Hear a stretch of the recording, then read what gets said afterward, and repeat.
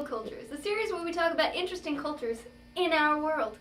Today we'll be discussing the Maori of New Zealand. The Maori are the native peoples of New Zealand. They represent about 15% of the population and call themselves Tangata Whenua, or the people of the land. Today we will focus on the Maori's ecological and historical background, as well as their language, their religious rituals, and their family dynamic. Today, our first guest will be Chelsea Yannick. She will be discussing the ecological and historical background of Maori. Chelsea, welcome to our show. Thank you for having me today. I see that you have the traditional Maori tattoo. Are you of Maori descent? Why, yes. Though my family did marry in some Pekehas, I do have some Maori blood in me. And it's actually pronounced Maori. Moving on, I believe you have some photos for us. Yes, I do. Here I have a picture of the Maori traveling by canoe to the island of New Zealand. The Maori are believed to have descended from the people of the Society Islands of Polynesia who traveled to the North Islands of New Zealand in the 14th century. Next I have a picture of the Maori tribe hunting. Maori brought native crops for food but were surprised to see that many did not grow because of the harsh climate change. Through taro, yam, gourds, and sweet potatoes prospered, the cultivation of plants led to a better life, more cooperative work, and denser population. Maoris were mainly isolated until Captain James Cook came to New Zealand in 1769, bringing European people and new materials with them such as steel tools and muskets. The Maori tribe suffered for many years due to disease brought by European settlers and to the political and social prejudices of the whites. The two societies fought greatly. An attempt at peace was given with a treaty which was called the Treaty of Waitangi, which was rarely, if ever, followed by the whites. The Maori were hurt and restless. A war was inevitable. Though the Maori had strong and violent warriors, they lost, and the racial difficulties continued. Around the mid-1900s, what was left of the Maori set up to embrace their dying culture and fight for political rights. Since then, the Maoris, which are still typically less wealthy than whites, have managed to gain rights for their people and pride in their culture. Thank you very much, Chelsea. That was wonderful. I hope you can come back on the show. Yeah. Our next guest will be Madison Motter. She will be discussing rituals and religion.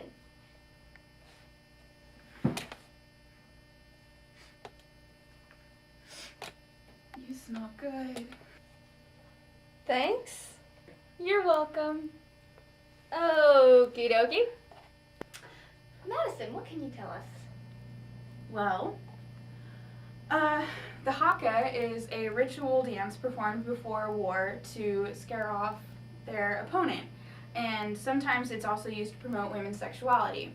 So it's this creepy dance where they roll their eyes back into the back of their head and they stick their tongues out and they yell intimidating things. So Madison, how did the haka originate? Well, it began when an ancient Maori chief found out that there had been a whale killing, and so he sent his women folk out to find the whale murderer in another tribe. And all they knew about him was that he had crooked teeth. And so when they went to the other tribe, they performed a haka dance to make everyone laugh. And so when he smiled, they could see that he had crooked teeth, and they knew who the whale killer was. And so it's originated as a dance to make people laugh, but then it turned into like an intimidating war dance. This is a short clip of the haka.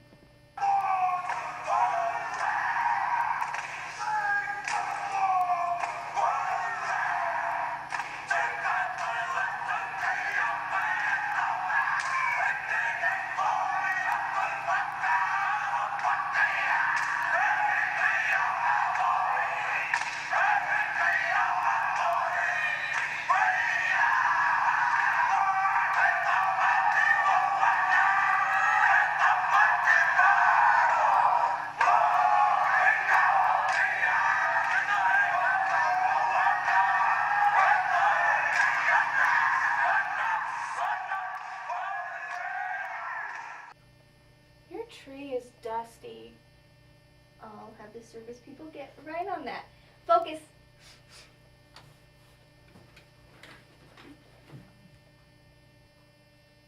So Madison, could you please explain any of the specific motions within the video?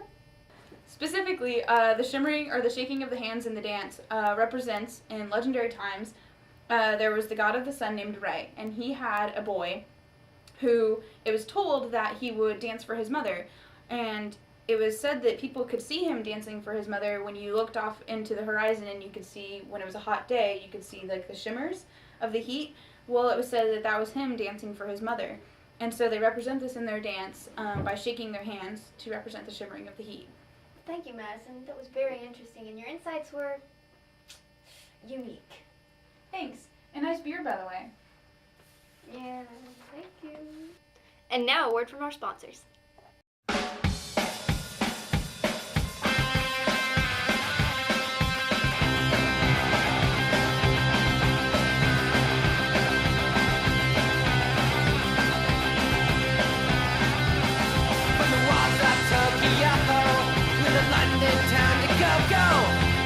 Selection and the mirror's reflection, I'll be dancing with my style. When there's no one else inside, I lead a crowded, lonely life. I waited so long. Unfortunately, our third guest was unable to fly in this week, so we will be joining her via satellite at her home in Sweden. Fräulein Boswell is an expert on family dynamics of the Maori. Fräulein, what can you tell us? Basically, all the Maori's social and political life centers around the family, or what they refer to as the whānau.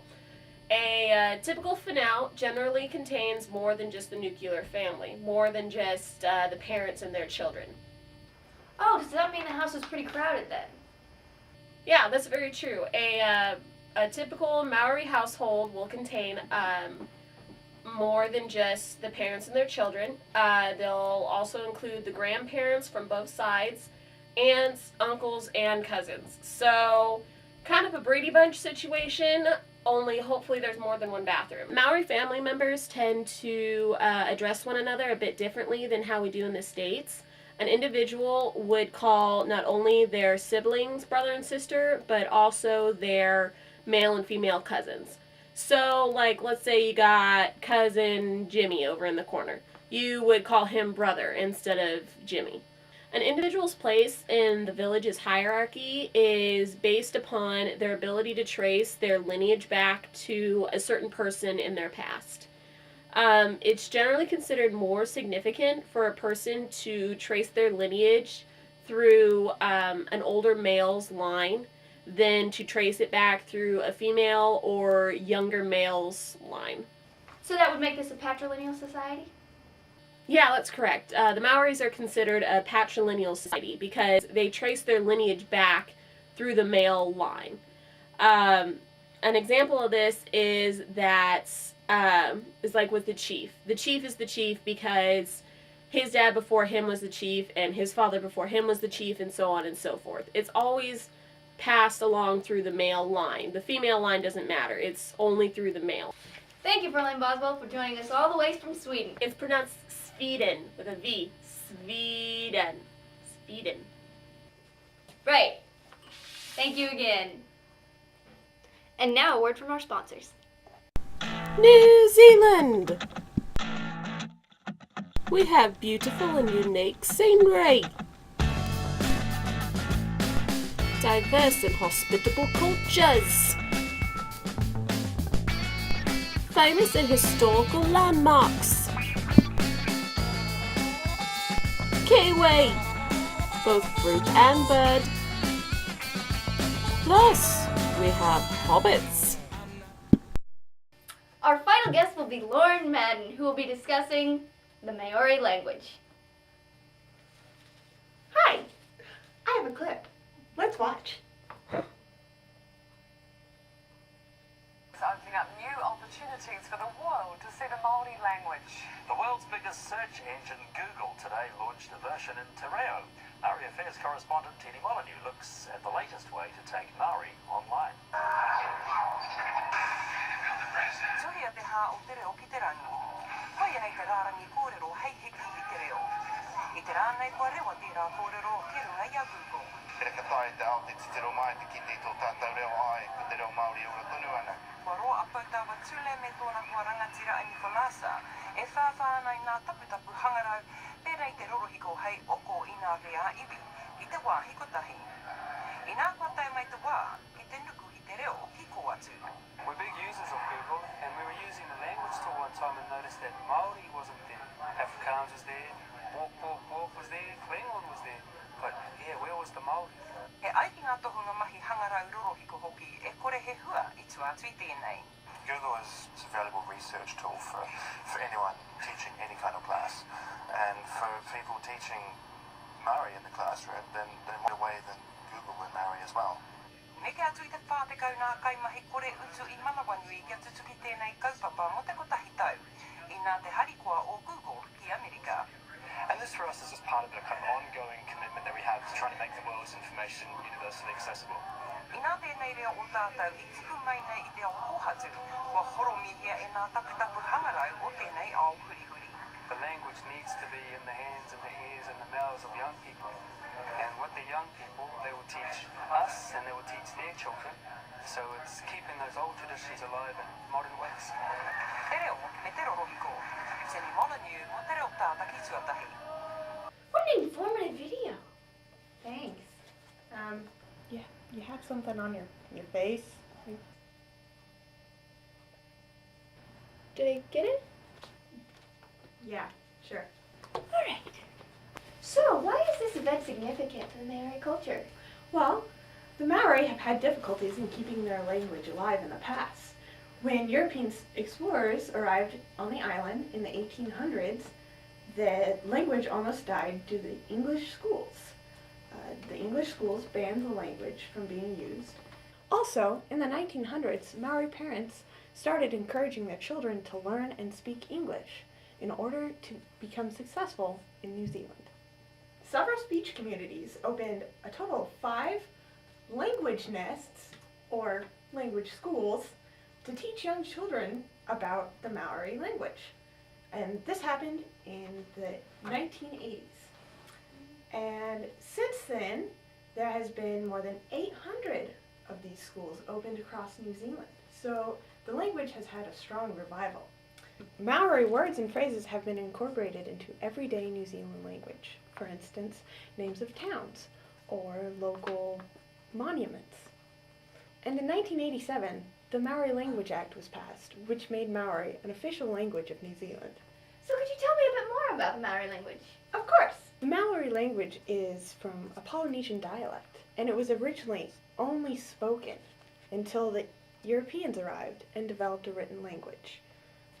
Thank you, Lauren, for joining us. You're welcome.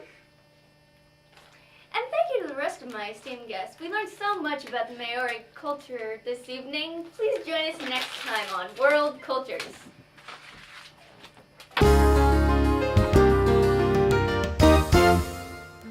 Wait, is that one?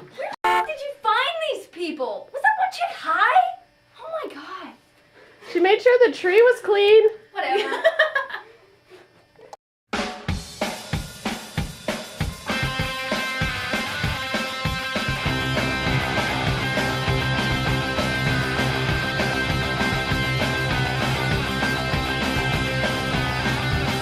From the walls of Tokyo, with a London town to go.